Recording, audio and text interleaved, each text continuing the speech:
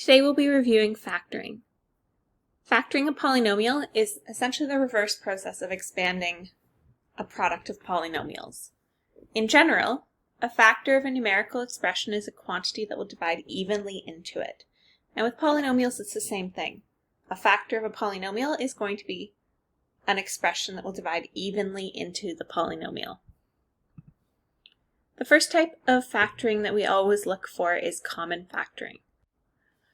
So for each of these, we're going to look to see if there is a numerical number that divides into each term, and then we're also going to look to see if there's a variable that's common to each term. And if the variable is common to each term, we always take the lowest exponent. So between the 5, the 20, and the 15, there is a common 5 there. Each term does have an x, and the lowest one is an x to the power of 1. And each term also has a y, and the lowest one is y to the power of 2. And then from here, there's two ways to do it. You can either think about what you would have had to multiply by 5xy squared in order to get the three terms above, or you can take each of the three terms and divide out a 5xy squared. Okay, so if we were to divide this first term by 5xy squared, then we would be left with a 1, an x, and a y.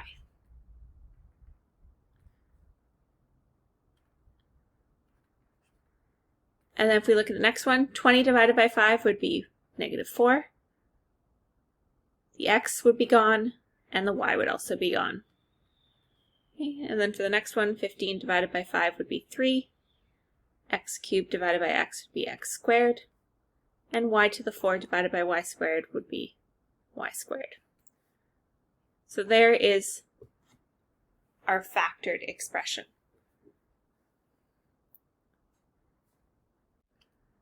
For the next one, there is a 2 in common between the 2 and the 6, so we are going to be able to pull out a 2.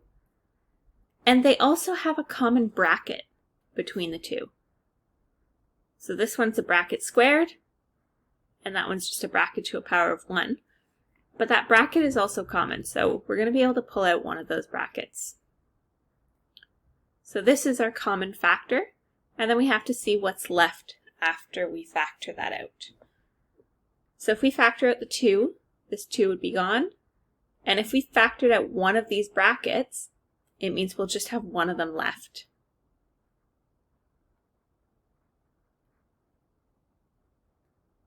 And then we move on to the next term, so we have a plus. 6c, if we common factor out a 2, we'll be left with 3c. And we factored out this bracket, and we only had one of them to begin with, so there's nothing else there. And then last but not least, I'm just going to simplify within that second bracket, because we don't want brackets within brackets. And there it is, fully factored. Okay, so a common factor can be a number, it can have variable portions to it, and it can in fact be an entire bracket as long as it's in each term. You can pull that bracket out front. The next type of factoring that we've learned about is factoring simple trinomials.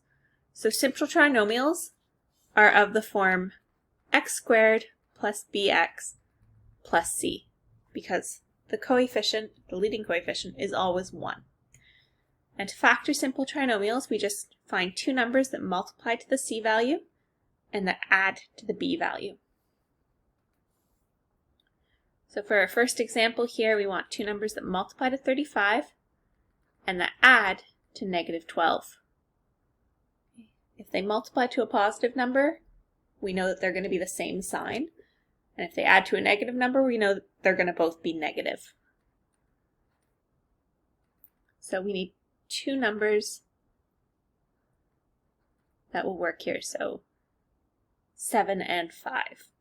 So we will do -7 and -5. -7 times -5 is 35. -7 minus 5 is -12. Okay. Same idea for the next one.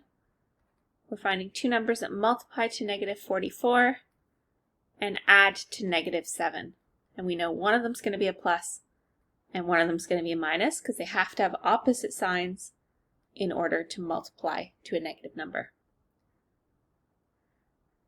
So 11 and 4, that has a difference of 7.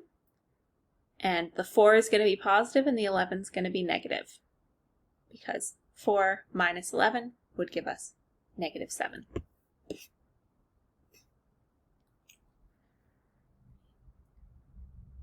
For the next one here, it doesn't look like a simple trinomial, but it actually is, because there's actually a common factor that we can pull out before we even start. There's a common factor of 3 that appears in everything.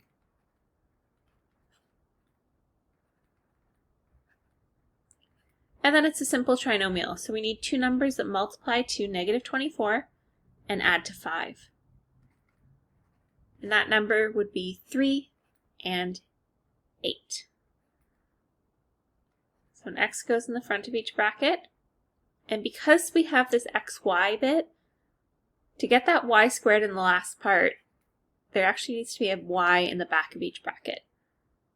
And then there's going to be a +8 and a -3. And you can expand this out to make sure that you do in fact get the proper terms, just to do a quick check. But you are going to get those middle xy terms by doing FOIL. Next is factoring complex trinomials. So that's when the a value is something other than 1. And depending on your teacher, you might have learned different methods for factoring these. Decomposition is a pretty common one. So decomposition is when you break that middle term up into two other terms, and then you factor by grouping. So if we could do our example here, first you take the two n numbers, so the 6 and the 5, multiply those together. So that would be -30. We want two numbers that multiply to -30, and that add to that middle number of 13. So that would be -3. Nope, -3, -10 won't work. It'll be 15 and 2. So +15, x, -2x, -5. Okay, so all I've done is I've essentially broken that middle term up into 15x minus 2x, which is the exact same as 13x. And I decided to break it up based on the numbers that I found. And then we do factor by grouping. So we group the first two terms together and the last two terms together, and we see what's common. So in the first two terms, I can pull out a 3x, and I'll be left with 2x plus 5. And in the last two, I'm going to pull out a -1 so that I get the same thing in my bracket. And I'll be left with 2x plus 5. And then now, because these brackets are the same, we have those common brackets, we can common factor it out. And then we would just be left with 3x minus 1. So there it is, factored using decomposition.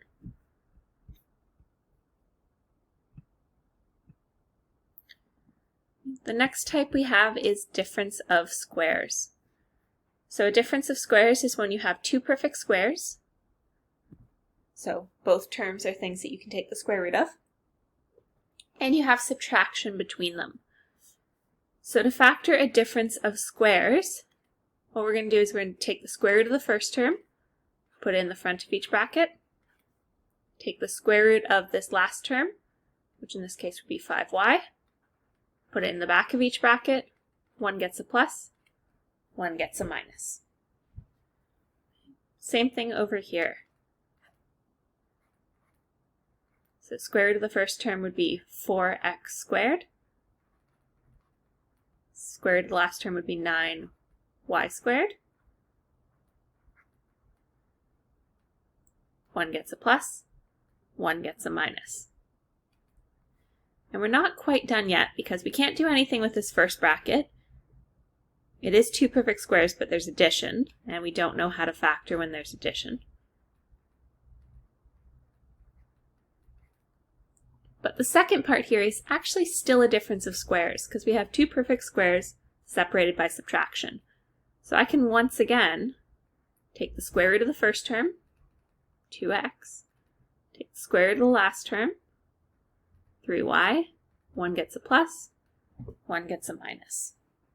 So just because you factored once doesn't mean you're done. You have to keep making sure that there's nothing left in the brackets that will factor further. The next special type is a perfect square trinomial. And a perfect square trinomial happens when your first and your last term are perfect squares. And the check that you need to do is you need to do 2 times the square root of the first term times the square root of the last term, which in this case would be 2 times 3x times 5y, and that is 30xy. So if that is equal to the middle term, then you have a perfect square trinomial. And what's nice about a perfect square trinomial is that you can actually go directly to the answer from here. All you do is you took the square root of the first term, 3x, the square root of the last term, 5y, and then you take whatever the sign is of the middle term. And there it is, fully factored. So if you recognize a perfect square trinomial, you're going to be able to factor it in one step really quickly. If you didn't recognize that this is a perfect square trinomial, decomposition would still work. It just takes a little bit longer. So here are some additional examples. So if you want to pause the video, take a minute, give these ones a try, and then when you unpause it, you'll get the answers. Okay. So for the first one here, it looks like a difference of squares, but there's actually a common factor first. So we can pull out a 3, and we'd be left with x minus y all squared minus 9 x plus 2y all squared. And then within there, we do now have that difference of squares. So 3 is still going to stay on the outside.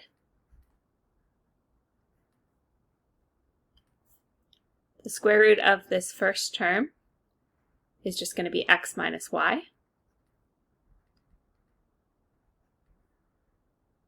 And the square root of this second term here is going to be 3 bracket x plus 2y.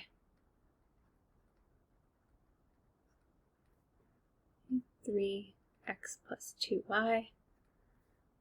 And one's going to get a plus, one's going to get a minus. And then we can simplify those a little bit. X plus 3x would be 4x. Negative y plus 6y would be 5y. And then here we have x minus 3x, so negative 2x.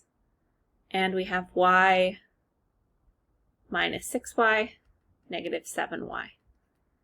Okay. And often you'll see somebody pull out a negative number there as well.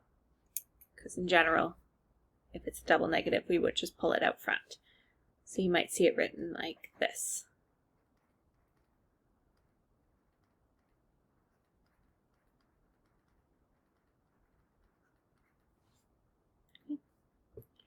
Now for B, it has 4 terms, so we can't use our trinomial stuff. But what you can actually do is you can group this. Okay, grouping 2 and 2 won't work. This one's actually going to be a grouping 3 and 1. The first 3 can be factored using a perfect square trinomial. And once we factored it using that perfect square trinomial, now we have a difference of squares. So we're going to factor this using a difference of squares. So x plus 7y will go in the front of each bracket. And 6z will go in the back of each bracket. And then one's going to get a plus, one's going to get a minus, and it's now fully factored. So there's lots of factoring practice that you guys can complete now. If you have any questions, please email your teacher.